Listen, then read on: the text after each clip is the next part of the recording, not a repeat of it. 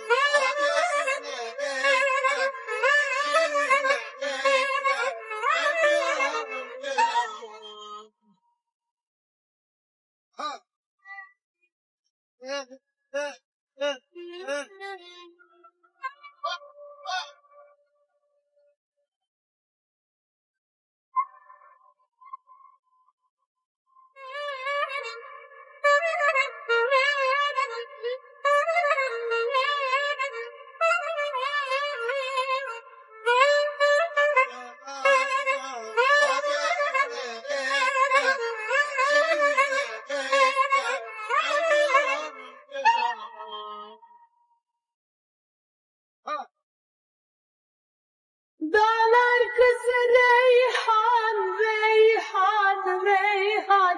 Analar kuzusu reyhan, reyhan. Alem sana heyran, heyran, heyran. Alem sana...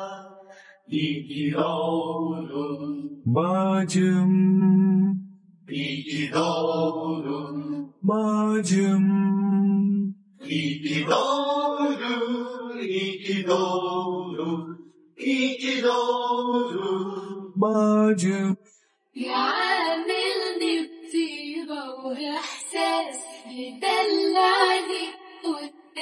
Merhabalar sevgili arkadaşlar. Galiba artık bir yerden başlamak lazım. Galiba 10 gündür falan pek görünmüyorum buralarda. Sadece hani süreçle alakalı birkaç bir şey paylaşmışımdır. Dün bu haysiyetiyle alakalı sorun yaşayan sözüm ona doktorun televizyon kanallarına verdiği röportajlar sosyal medyaya düştüğü için benim mesaj kutumda yüzlerce Doğancan gördün mü diye mesaj var. Tabii ki görüyorum. Sizin görmediğiniz noktalarda da biz bu süreçte zaten bu davayla alakalı çalıştık.